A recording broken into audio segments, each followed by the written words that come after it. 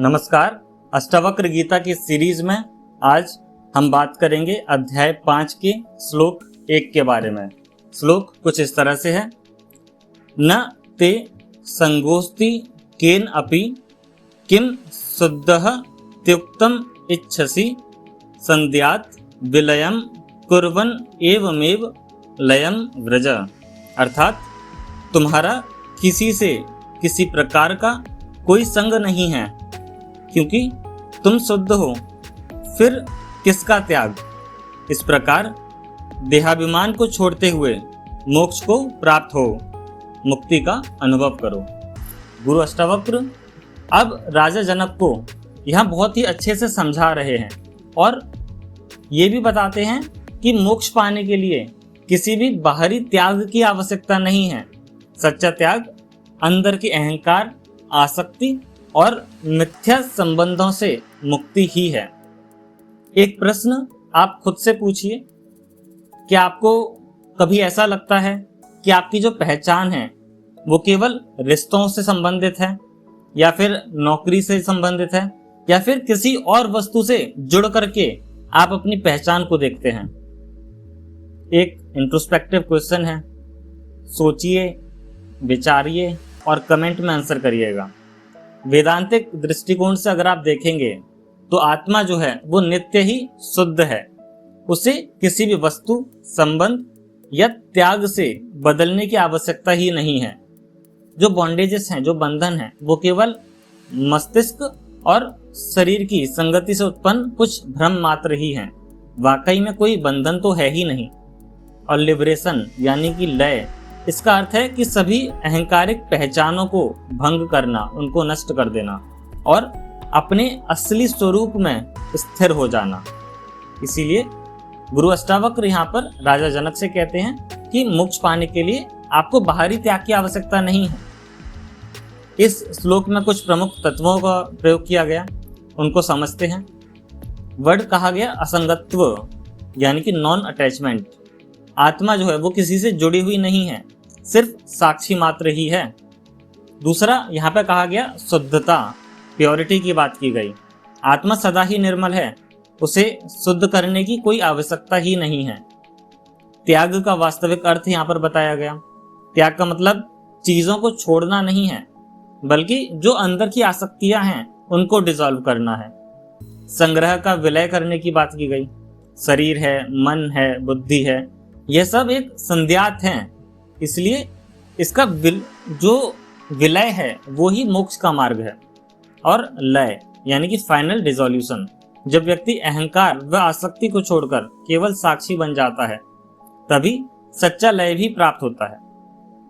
एक और introspective question आप खुद से पूछ सकते हैं कि क्या त्याग का मतलब सिर्फ अपने घर परिवार को छोड़ना है, या फिर अंदर के जो अटैचमेंट्स हैं उनसे मुक्ति पाना है। कई बार हम देखते हैं कि कोई लोग कहते हैं कि मैं घर बार छोड़ करके वैरागी बन जाऊंगा, सन्यास ले लूंगा, सबको छोड़ दूंगा। क्या वो वाकई में सन्यासी ही बन रहा है? ये प्रश्न आप स्वयं से भी पूछिए। क्या अंदर की आसक्तियों को खत्म किए बिना आप किसी चीज का त्याग कर सकते हैं? जब उत्तर मिलने लगे तो कमेंट में जरूर बताइएगा। आइए कुछ उदाहरणों के साथ इसको समझा जाए। आप कॉर्पोरेट जॉब्स की बात करिए और आज के दौर में एआई ऑटोमेशन की बात करिए।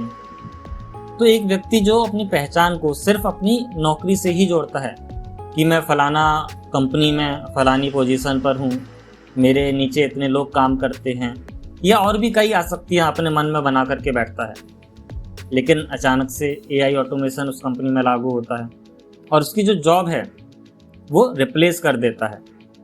तो वो इंसान जिसने अभी तक इतने सपने जनाए, इतने आसक्तियां जगाई, अब उसकी वो सभी आसक्तियां, वो सभी पहचान टूट जाती है और वो डिप्रेशन में ही आ जाता है, क्योंकि उसकी जो पहचान है उसने सिर्फ नौकरी से ही सीमित रख ली थी, खुद को समझ ही नहीं पाया। लेकिन अगर वो ये समझ जाए कि उसकी जो सच्ची पहचान है वो उसकी आत्मा है, तो ये जो बाहरी लॉसेस हो रहे हैं ये उसको मेंटली और फिजिकली या फिर इमोशनली डिस्टर्ब नहीं करेंगे। वो वहां से भी आगे बढ़ करके उसे पॉजिटिवली देख करके खुद को इम्प्रूव कर सकता है। एक और उदाहरण देखते हैं, सोशल मीडिया का दौर, सोशल मीडिया के इन्फ्लुएंसेस का इतना बड़ा दौर, जहाँ लोग केवल हमारी कितने रील्स पर कितने फॉलोअर्स हैं, कितने लाइक्स आ रहे हैं, कितने कमेंट्स आ रहे हैं, कितने लोग उसको शेयर कर रहे हैं, इन सबको देख करके ही अपनी जो वर्थ है वो मेज़र करते हैं। उन्हें लगता है कि मेरी एक रील पर 1 लाख व्यूज़ आ गए या 1 लाख लाइक्स आ गए तो मैं बहुत ही अच्छा इन्फ्लुएंसर हो गया, मेरी वर्थ बहुत ज़्यादा हो गई।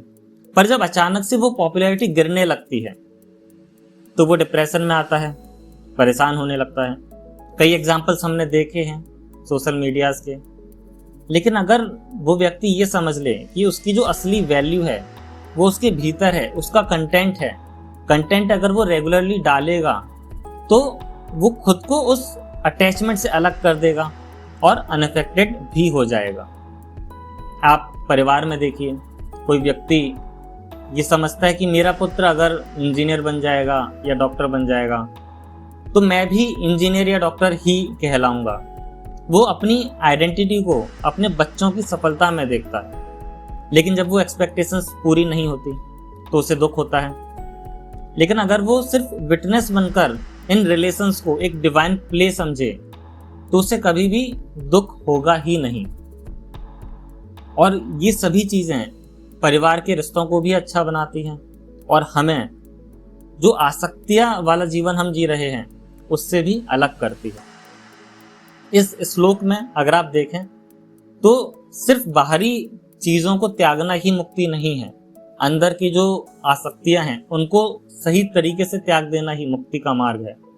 क्या निष्कर्ष है इस श्लोक का? देखिए, आप पहले से ही शुद्ध हैं, आपको कुछ छोड़ना नहीं है, आपको कुछ पाना नहीं है, बस स्वयं को पहचानना मात्र ही है। त्याग का मतलब बाहरी नहीं है, भीतरी भी है। अगर भीतर से ही त्याग हो गया तो बाहरी चीज़ों में आसक्तियां दिखाई ही नहीं देंगी। जो मोक्ष है वो अटैचमेंट्स को छोड़ने से आता है, उनकी पोजेशंस को छोड़ने से नहीं आता है। अगर आपके घर में टीवी है और आपको ये चाहिए कि मुझे अब टीवी नहीं देखना है, तो आपके अंदर की जो थिंकिंग है कि मैं अब से टीवी नहीं खोलूंगा, वो आपको मोक्ष तक लेकर के जाएगा। लेकिन हम क्या करेंगे? हम कहेंगे कि टीवी ही बेच देते हैं, ना घर में टीवी रहेगा ना हम देख पाएंगे। तो यहाँ जो आप पोजेशंस है आपके पास टीवी का, उसको छोड़ने की बात कर रहे हैं, तो मोक्ष तो नहीं रहेगा। किसी और के घर में टीवी होगा, मन कर गया वहां जाकर देख लिया, तो मोक्ष नहीं है। यहाँ पर जो अटैचमेंट्स है अगर उनको ही छोड़ देंगे तो मोक्ष की प्राप्ति होगी। जो सच्ची शांति है वो साक्षी मात्र से, साक्षी भाव से हर चीज को देखने से ही आती है। आप जब हर चीज को विटनेस करने लगेंगे तभी आपको शांति का भी अनुभव होगा। और जो व्यक्ति अहंकार को डिसॉल्व करता है, अपने अंदर के अहंकार को ही मिटा देता है, उसे ही मोक्ष का एक्सपीरियंस होता है, मोक्ष को अनुभव कर पाता है।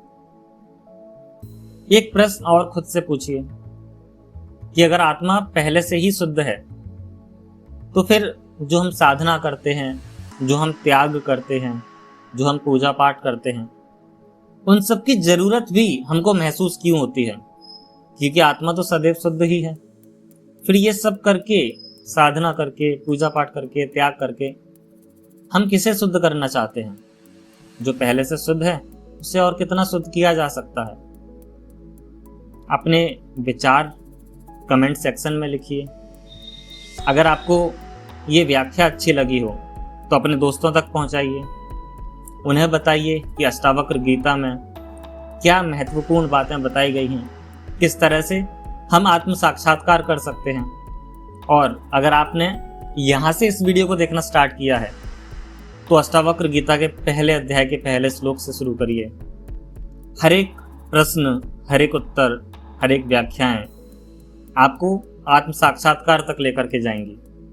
और अगर आपको कॉस्मिक विजडम विद शिवम में ये वीडियोस पसंद आ रही है तो चैनल को सब्सक्राइब करिए, ताकि ये गहराई से जुड़ा हुआ ज्ञान आप कभी भी मिस ना कर पाएं। आज के लिए इतना ही। नमस्कार।